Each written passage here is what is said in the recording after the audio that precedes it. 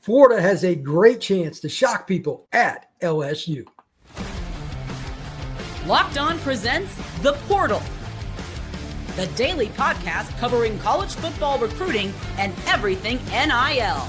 Part of the Locked On Podcast Network. Your team every day.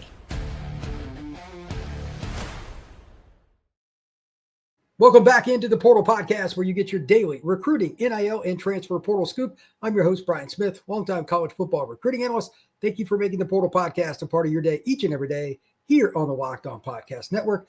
Today's show is brought to you by our friends over at FanDuel. Right now, if you download the FanDuel app, you can get some great opportunities on your futures bets. Just go to the FanDuel app or go to FanDuel.com to get started. Today, I want to kind of go outside the box and talk about the Florida at LSU game, not just from point spread and everything, and I will dive into that, but some of the guys that I've seen and the reasons that I think Florida is going to shock people because of some of them. Players that I got to know during the high school ranks and when they were coming out, and LSU too. But this is going to be a game of emotion and the trenches, the areas that I love to talk about and why I cover college football. So if you take nothing else from this podcast, note the 8.5-point spread favoring the LSU Tigers in Death Valley, Wild Ballad, is very susceptible to some really nonsensical things. This rivalry is crazy, and emotion plays a lot. I don't think that Florida is going to win, but I don't like that point spread, and I'm not a gambler at all. I'm really not. But 8.5 is too many, and I'm going to explain why throughout this pod. But again, it starts in the trenches, and believe it or not, it strongly, not a little bit, it strongly favors Florida. We're going to break that down starting with this first point, which is really mind-blowing for a program like LSU, but they lost 4 linemen. Here are the PFF grades so far this year for the LSU Tigers. Again, they lost multiple players from their starting unit, including 2 offensive tackles a year early. Both were juniors. They left early, went in the draft, including the 4th pick overall. But right now, from left tackle to right, you've got Tyree Adams, 6'7", 310, redshirt sophomore. Run blocking grade, 57.2. That's not very good. Left guard, Paul Mbinga, 6'5", 315, another redshirt sophomore. Run blocking grade, 47.9. Remember, LSU struggled to run last year with guys that got drafted. DJ Chester, he's probably, not likely, but probably going to be the starting center. Braylon Moore played 1 snap, hurt his ankle. I don't think he's going to play for LSU. We'll get into a few more injuries here in a second. But DJ Chester's played plenty for them. I think he'll be okay. But 6'6", 320, redshirt sophomore. His run blocking grade is at least over 60, but it's the only one in the starting lineup at 60.3. Josh Thompson, right guard, 6'5", 301, a senior, 53.3 run blocking grade. And then finally, at right tackle, redshirt freshman, highly coveted player, Weston Davis. I liked his film out of high school. 6'6", 320, again, redshirt freshman at right tackle, run blocking grade, 39. This is not a good sign. LSU struggled with the run last year, and yes, Nussmeier is tremendous as a passer. He can throw it off his back foot, do all kinds of crazy things. They've got great receivers. I don't even need to break that down. They've got a ton of them. However, if you're going to get the football down the field, the best way when you're playing quality competition, whether it's throwing it to Chris Hilton, Aaron Anderson, I don't really care which guy it is, Barry Brown, Xavier Thomas, they've got Nick Anderson. They've got great athletes. But if your quarterback is always in 3rd and 5 or longer, you're not going to consistently sustain drives. They scored 23 points last week against La Tech. Louisiana Tech's a good football team, but they don't have what you would normally assume as really good players up front across the board that's going to hang with LSU. And they gave them fits. These run blocking grades that I just read off are a major red flag for LSU, not just against Florida, but against anybody. However, the low-hanging fruit is to say, night game at Tiger Stadium. It is Death Valley. It's a crazy environment. You got a Heisman candidate at quarterback, a bevy of receivers, Caden Durham, Harlan Berry, who I'll mention quite a few times during this show probably, the true freshman running back from LSU. I saw him as a freshman, and I knew that he was going to be incredible 4 years ago. They've got all these skill guys, but you got to block for them. And on top of it, again, the center, probably not going to play, and Trey Green has an MCL sprain. The tight end, who's just a freakazoid, That's another blocker and another receiver taken out of your lineup. Probably not going to play. I mean, it's technically possible. And if he does, that's an incredible recovery, but he was hurt this past weekend. All those things make me think scoring 23 against Tech, not running the ball well, missing your center, missing your tight end. Again, both those projected. And then you're going up against UF, a run defense. They're only giving up 82.5 yards a game. And in their last game against USF, they did go over 100, but 66 of it was against a mobile quarterback in Byron Brown. You're going to struggle probably to run the ball for the majority of the game against the Gators. So again, 8.5, I think is too much. I think this is a 3 to 5 point game, somewhere in that range. And I'll give my final score prediction in a little bit. But unless LSU significantly improves their rushing ability, and I don't see any reason based on this to think that it will, I don't like it. For the record, they're 106th in the nation with 118 yards rushing per game. That's unexcusable or inexcusable at LSU. On the other side, though, when Florida runs the ball, they got Jadan Baugh, an elite running back. He's got 197 yards rushing in 2 games, over 7 yards per tote. But LSU's run defense, it's back to being LSU again. Props to them. They're giving up 44.5 yards per game. That's pretty salty. Number 7 in the nation. So in the trenches is where this game's going to be won. But let me give you 2 players again that I think are very important, and it goes beyond the run game. Also in pass pro, because you're going to get behind the sticks probably for both these teams, DJ Lagway as well as Nussmeier. I don't think it's going to be very surprising that the tackles against these teams are going to be going up against it. Jack Pyburn, by the way, who played at Florida last year, is now playing D-end at LSU. That's an interesting matchup. Bryce Lovett, the right tackle for Florida in pass pro, he's only at 53.4 per Pro Football Focus, and that's from 52 snaps. It's not like he played 5 or 10. He played a lot. Pyburn, all the blitzes, weeks, everybody they have that comes off the edge, blitzes, everything else. That's a concern. But then Weston Davis, I went and watched some of the film. I didn't even worry about the grade for him. He is not ready to play in pass pro, 3rd and long on a Saturday night in the SEC. He's just a year early. But again, they lost not 1, but 2 offensive tackles early to the NFL draft. LSU, that's hard, man. And I love their skill talent. But is Nussmeier going to be under the avalanche of pressure? Probably. And I also think they're going to have to throw the ball short a lot more. And they can do that. But at some point, 3rd and 8, you got to drop back and let Nuss just go after it. Garrett Nussmeier is really, really good. But he's going to get hit a lot. And there's a couple of situations we need to talk about. When we come back, I'm going to break down a couple more of the matchups, a couple of the key players, including the center for the Gators. That is next here on the Portal Podcast. Time to fuel up and turn it up with 5-Hour Energy Transfusion. The grape, ginger, and lime flavored shot brings an iconic taste of a golf course favorite to a non-alcoholic boost. Perfect for sinking birdies or making great memories with friends. It's a hole-in-one for your energy game. Whether you're out on the course or just need a little extra push to power through your day, 5-Hour Energy Transfusion delivers the clubhouse flavor you love without ever leaving the green. If you're going out and playing a serious skins game trying to win some money, or maybe you're just out going on the course just to shoot a few rounds by yourself, whatever it is, 5-Hour Energy's got you covered. Golf's all about having a good time with good people and good flavors. The grape, ginger, lime flavor of 5-Hour Energy Transfusion gives you all those every time. Tee up that trip. Visit the number 5HEWin.com for full rules and entry. No purchase necessary. Excludes the Masters Tournament. Ends October 31st, 2025. This show is also brought to you by our friends over at FanDuel. NFL season is here. College football is here. And FanDuel is making it really awesome for you at kickoff with can't-miss offers, including right now customers can get $5 on bet $5, and if it wins, you get $300 to use across the FanDuel app. So if you want to bet on the Super Bowl winner, you want to bet on MVP, over-unders, halftime scores, or anything else, $5 can get you to $300, and then you can use it across the FanDuel app. So are you ready to play?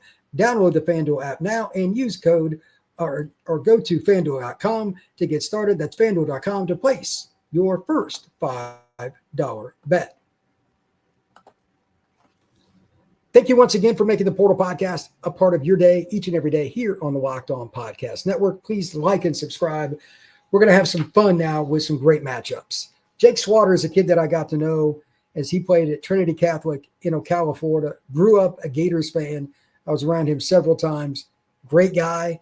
And now he's an All-American candidate at the University of Florida. If the Gators are going to straight up pull up the upset, again, they're an 8.5-point underdog. And as of the time I'm doing this, per FanDuel, they're 48.5 points overall for the combined total. That's the prediction. He's got to be the key. I think LSU is going to use a bevy of fronts. They're going to put themselves in a situation where they try to create havoc and get DJ behind the sticks. Fair enough. But Jake is the one that is going to be the guy that sets the line calls and gets Jadan Baugh going, whether it's gap or zone or whatever they're doing against LSU.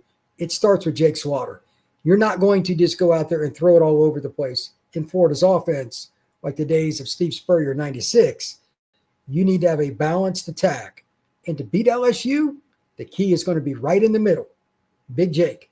Also, Austin Barber, the left tackle. That's a very good football player as well. He's really good at gap, by the way. Watch him to lead through for Jadan Baugh. If those two players play up to their potential, this could be a very interesting game going in the late third quarter to mid fourth quarter. I think LSU's better. Again, I think they will win. But if LSU's run defense slips up a little bit, and it's been, again, they're seventh in the nation so far. It's been tremendous. Florida has a chance to win this game. They have nothing to lose. Everybody in the media, including myself, have been picking on them because of how poorly they played in clutch moments, mostly, in my opinion, due to the poor coaching by Billy Napier. But it's not like they don't have talent. Lagway's an NFL player. Ball's an NFL player. Barber will play in the NFL. Definitely Jake Swatter. Several defensive players will. This is a loaded roster. If they could run the ball, take the crowd out of it, especially in that first quarter, I think it's going to be pretty interesting. But if you look at the LSU depth chart and take it for whatever it's worth, they changed some things schematically over the last year or so. But I think just getting more talent on the roster, being able to rotate, having Dominic McKinley, Bernard Gooden, Amar Bro, and all these guys that just have great athleticism coming off the edge. They got Patrick Payton from Florida State, Jack Pyburn again from Florida. They got a lot of talent. That's just going to be a great matchup with all of them. So my biggest question for Florida, beyond just being able to run downhill behind Big Jake Swatter, are they going to be able to protect the football, obviously turnovers, but protect the football in the pocket? Like, DJ can run and throw, but if he can just throw from the pocket, he's one of the deadliest quarterbacks in college football. We saw that last year. If not, it's going to get pretty interesting. Here are a couple of the stats that I find very, very perplexing. Florida's averaging 166.5 yards per game through 2 games, including Long Island. I mean, they should be averaging over 200. So they're not great at run blocking, but they're pretty good. And they got Jadan Baugh again. But Florida is going up against LSU's number 7 defense. Are they going to pull out anything to get them going? Anything special? Any new plays? Any tricks? I think that's a key. Look for Florida to have some trick plays, maybe trickeration, as Lee Corso used to talk about. Flea flicker, reverse, throw the ball to a running back, throws it back to DJ, lets him run. There's going to be something. Again, they have nothing to lose. And that's another reason that I think 8.5 is too much for LSU. That point spread to me seems a little bit off. But Florida is kind of the beaten child right now. They're the one that really everybody's jumping on. Here are a couple of the other questions I have besides Florida establishing the run and kind of taking the crowd out. Number 2, can UF throw downfield shots and actually connect? They didn't do a very good job with DJ in the last game. LSU's defense is much better. They gave up a late touchdown to Watek, and that was it. It is so much improved from last year, it's not even funny. And light years ahead of what they were 2 years ago. Number 3, which team's pass rush not only creates havoc, but also creates a gift, a turnover, a pick six, scoop and score, something like that. Again, both teams have plenty of players, but the matchup in particular that I'm interested in when LSU possesses the ball, I already mentioned him once, Weston Davis. How does he do against Tyreek Sapp, a powerful young man? I met him when he was at St. Thomas Aquinas, down in Fort Lauderdale, national recruit, picks Florida early.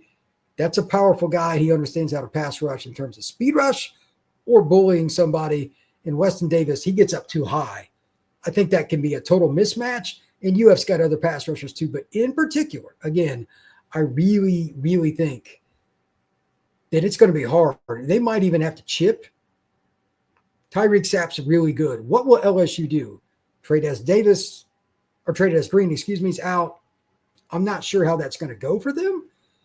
If they cannot block with 5 consistently, third and long, you may even see some 3 or 4-man rushes cause some problems. I just don't think Weston Davis can get there. George Gumbs Jr., he could be a problem. LJ McCray, I think, is out for a while. We'll see. Cameron James and Jalen Wiggins and several other guys could play. We'll see. It's early in the season. They're still establishing their depth chart, but Florida is not short on edge talent. Number 4, can Florida grind the clock with Jadan Baugh? Again, early you want to do it, but if it stays close, you want to frustrate Nussmeier. One of the things that he has shown the propensity to do is throw it into coverage. He gets a little bit pressed at times. He will throw it the wrong place at the wrong time. This game is close, late third quarter, early fourth quarter. You up your odds of making Nussmeier feel like he has to make this spectacular play. It's probably his biggest fault as a quarterback. The best way to do that is run the ball, limit the possessions for the LSU Tigers, and make them feel uncomfortable. Now, LSU knows this, but Nuss has got to prove in a big game, in the clutch moment, that he's not going to throw it away. Number 5, DJ Lagway. I mentioned him using his legs. Well, let me be more specific. In the red zone and third downs, maybe even fourth down, RPO, designed runs, maybe even a naked boot. At some point during the game, it may just be escaping the pocket and making a play. His legs have to be able to get the Gators at least a big first down in a critical spot, maybe to get a field goal, maybe even the game-winning field goal. Something with that. Otherwise, LSU will probably outscore Florida. But at the same time, he's a better athlete than many think.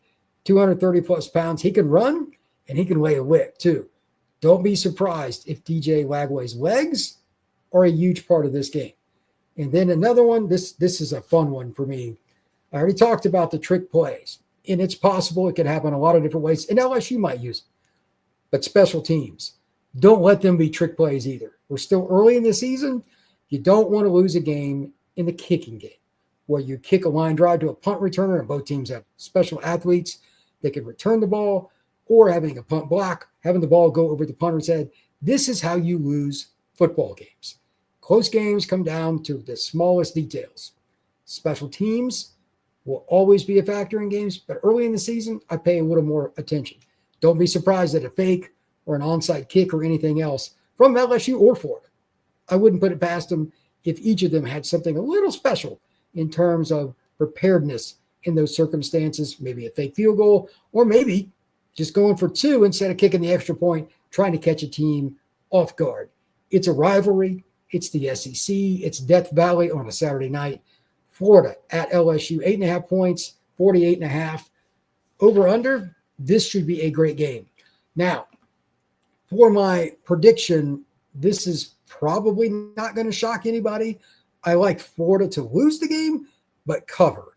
Again, LSU's the team I'm picking to win, but I think the point spread is a little bit off, and I also think the over-under could be a little higher. I think there will be some turnovers and some game-changing plays. Remember, it's not just offensive total yards and all that lead to points. Defenses and special teams can score as well. That's why I have LSU hanging on to win this game. I've got the Tigers winning 31-27 over the Florida Gators. I think this will be a nip-and-tuck game throughout, and I expect it to be wild and woolly. Like, I don't think Florida will come out with anything less than their best effort. And even though I don't have much faith in Napier as a play caller, decision maker in late games, obviously based on the USF game, they've got too much talent to play poorly week in, week out. I think you will see a very charged up and nothing to lose Gators team against a rival. This is what college football should be, so we'll see what happens with that. Thank you once again for making the Portal Podcast a part of your day each and every day here on the Locked On Podcast Network. Please like and subscribe. We will see you again soon.